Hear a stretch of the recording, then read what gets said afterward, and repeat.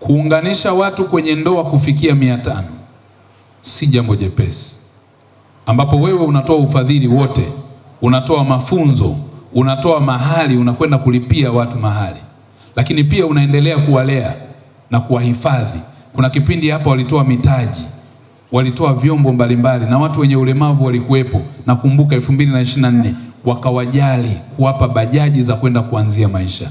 Ni jambo kubwa lenye thawabu kwa Mwenyezi Mungu, lakini ni msaada mkubwa sana kwa ulinzi na usalama wa taifa letu. Leo tunao vijana wengi ambao hawana cha kupoteza, kwa sababu akienda hana mke, hana majukumu, hana wajibu, hana cha kupoteza. Huyu mtu ni rahisi sana kuingizwa kwenye makundi ya kihalifu. Leo hii tumefikisha idadi ya watu 500. Tazama vijana hawa, Mwenyezi Mungu amewaona na shetani amewakataa walivyopendeza siku ya leo. Manake ni kwamba hawawezi kushiriki katika uhalifu. Sisi kama taifa mmetusaidia kwa kiwango kikubwa sana. Vijana 130 hawa wangeamua kwenda kushika mtutu wa bunduki, wangeamua kushika visu, wakakaa kwenye mitaa yetu, uhalifu ungekuwa kiwango cha juu. Mheshimiwa mkuu wa wilaya ambaye ni mwenyekiti wa usalama anajua madhara yake ambayo tunayapata. Vivyo hivyo wangeweza kuwa hao walioitwa panya rodi, panya buku, wameitwa kwa majina mengi hapa, lakini leo tumepata viongozi safi wenye maadili mema ya dini na mafundisho yaliyo safi. Maana yake masuala ya zinaa mitaani hayatakuwepo, kwa sababu tayari mna njia. Sisi kama vijana tunaambiwa kama umeshindwa popote pale kupata pesa ya mkupuo kwenda kufunga ndoa, Al-Hikma Foundation wako hapa, na hii itahamasisha hata walio wa Kristo kuweza kwenda kwenye njia hiyo iliyo ya haki, kwa sababu kijana kuishi kwa zinaa nayo pia ni dhambi kwa Mwenyezi Mungu, ni mambo ambayo hayampendezi. Leo tunao vijana wengi ambao hawana cha kupoteza, kwa sababu akienda hana mke, hana majukumu, hana wajibu, hana cha kupoteza. Huyu mtu ni rahisi sana kuingizwa kwenye makundi ya kihalifu. Leo hii tumefikisha idadi ya watu 500. Tazama vijana hawa, Mwenyezi Mungu amewaona na shetani amewakataa walivyopendeza siku ya leo. Manake ni kwamba hawawezi kushiriki katika uhalifu. Sisi kama taifa mmetusaidia kwa kiwango kikubwa sana. Vijana 130 hawa wangeamua kwenda kushika mtutu wa bunduki, wangeamua kushika visu, wakakaa kwenye mitaa yetu, uhalifu ungekuwa kiwango cha juu. Mheshimiwa mkuu wa wilaya ambaye ni mwenyekiti wa usalama anajua madhara yake ambayo tunayapata.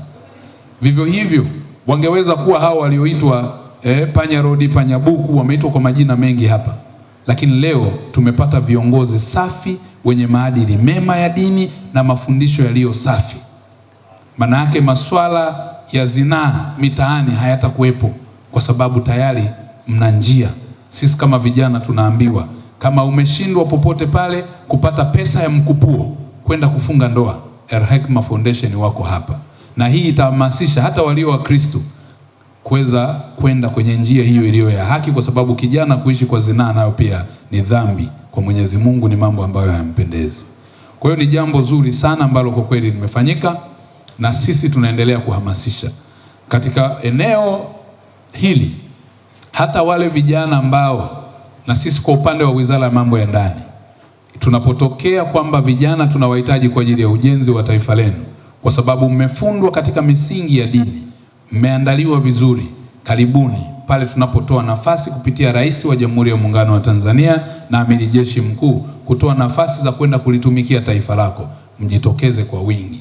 Vipo vyombo vya ulinzi na usalama, zipo taasisi za serikali ambazo zinatoa nafasi za ajira. Zinapotokea, karibuni ili muweze kulitumikia taifa lenu. Ulinzi wa taifa letu unatutegemea sisi. Takwimu imetolewa hapa na shehe wetu wa mkoa. Inasikitisha kidogo, lakini ndiyo kwamba tuone kwamba tuna wajibu wa kwenda kufanyia kazi. Nilikuwa namsikiliza akisema takwimu na taarifa ya taraka ambazo zinapatikana sasa. Kasi ya taraka ni kubwa kuliko ndoa zinazofungwa.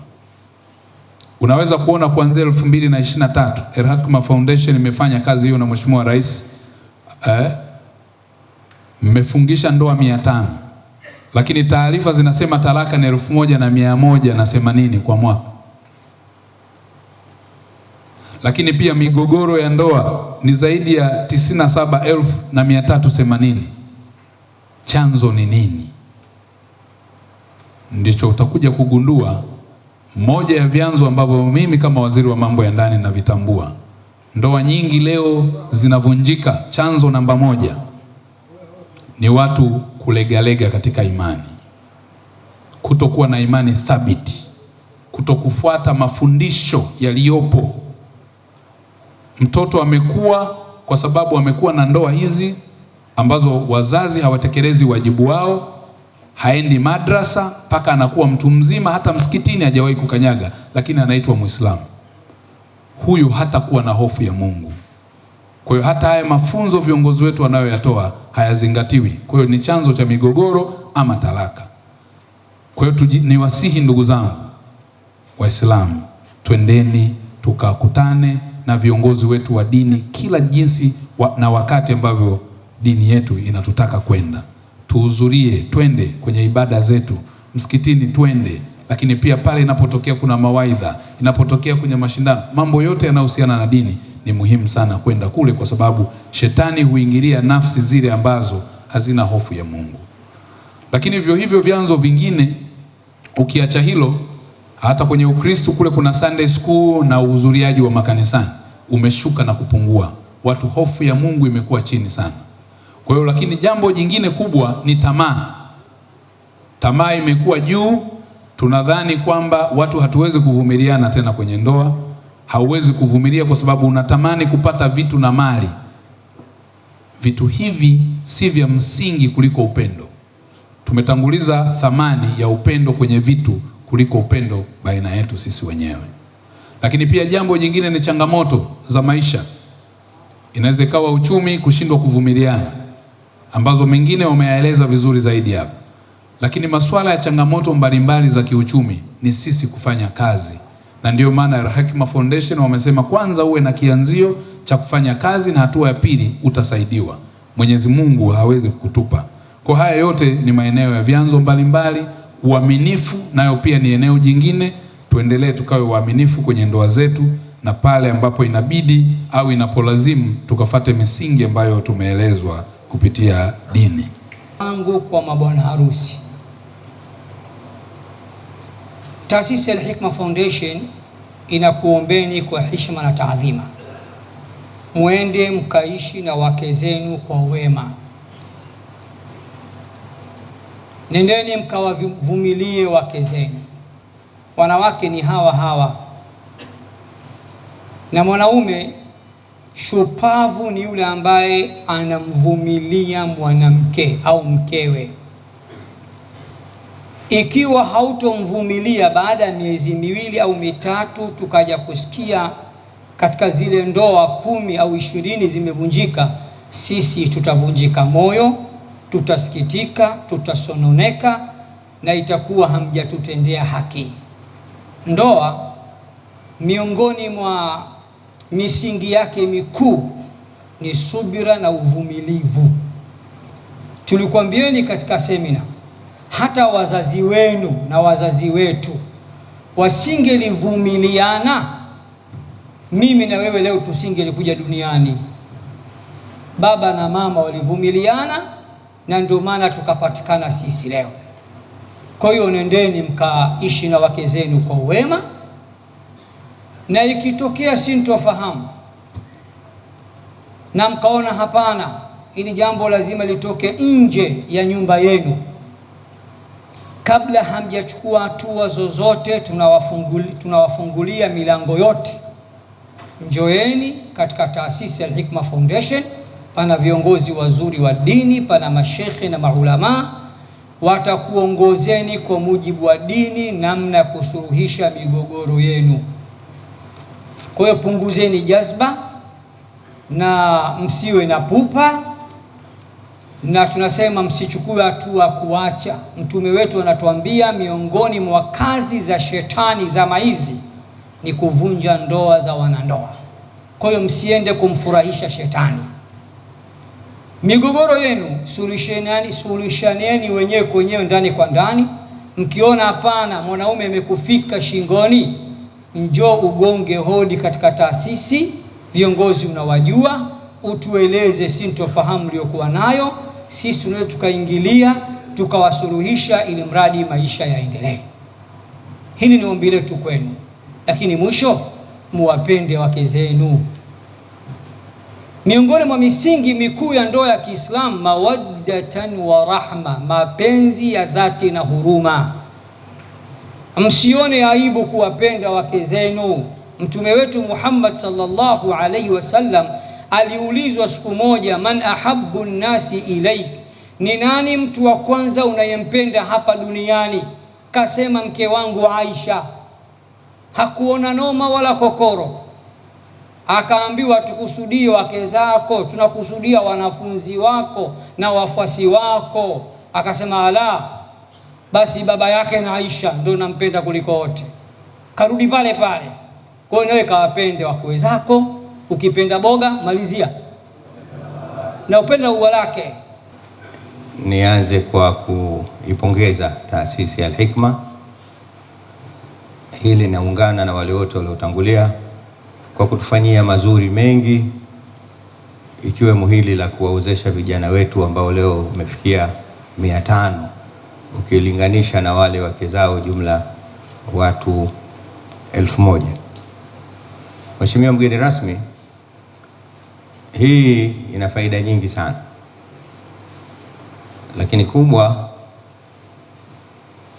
ni kuhakikisha tunapunguza mfumuko wa yale makundi ambayo kwa makusudio yetu tunawapa majina tofauti ambayo si mazuri, ikiwemo watoto wa mitaani, panya rodi na wengineo kama alivyosema Sheikh Kishki. Nilikuwa nikipitia taarifa mbalimbali. Nimekutana na taarifa ya Wizara ya Sheria na Katiba.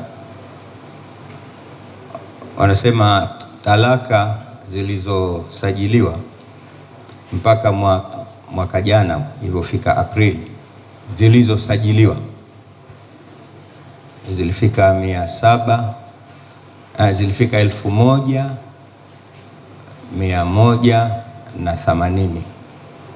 Ukilinganisha mwaka uliopita kabla ya mwaka jana zilikuwa ni 711. Kwa mtu mwenye kutafakari mambo ataona namna gani mambo yanakwenda mbele katika yale ambayo tusiyotarajia. Kwa mwaka mmoja kutoka 711 mpaka kufikia 1180,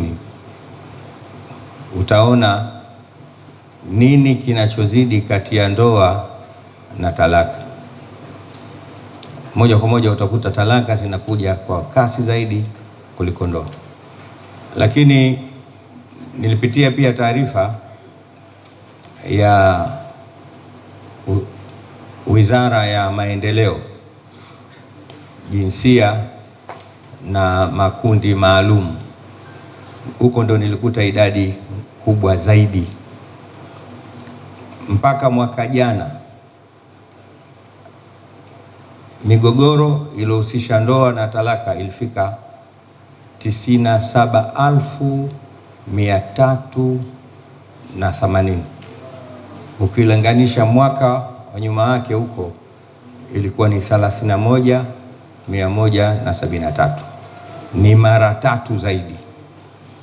Kwa nini nimeanza hivi?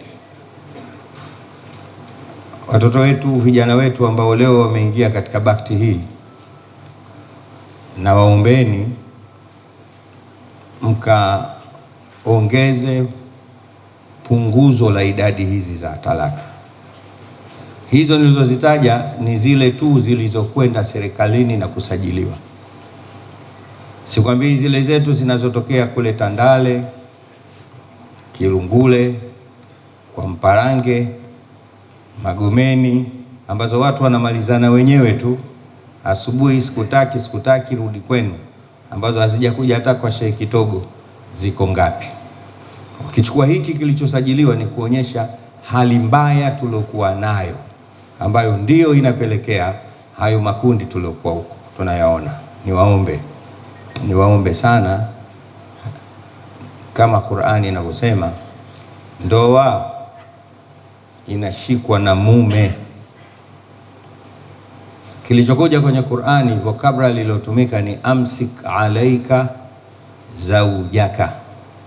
Amsik, nenda kamzuie mkeo. Imetumika neno kuzuia. Al-imsak ni vocabulary ya Kiarabu yenye kumaanisha kukikamata kitu kwa akili, busara, weledi, nguvu na umakini mkubwa, ndo al-imsak. Na ndio ilotumika hapa wakati mnaozeshwa, uzawijuka ala ma amara Allahu bihi min imsakin bima'rufin au tasrihin biihsanin. Kwa nendeni mkawazuie wake zenu. Kwa nini Mungu katumia neno mkawazuie? Tayib, namalizia. Mwanamke kabla hajaolewa ni mtu anayependa zaidi kuolewa kuliko mume kuoa. Ukitembea huko mitaani, mabarobaro na vijana wanaotaka kuoa na wanaotaka kuolewa, nani wana hamu zaidi? Utakuta ni wasichana. Wao ndio wanapenda zaidi kuolewa. Lakini ajabu, akiingia kwenye ndoa tu, yeye ndio anaotaka kuachika. Hata jambo dogo tu, siku umemtizama vibaya, hana cha kukwambia isipokuwa atakwambia niache. Siku umeshinda naye tangu asubuhi mpaka jioni hujamchekesha, hana atakachokwambia, atakwambia niache. Yaani hana silaha nyingine, silaha yake niache.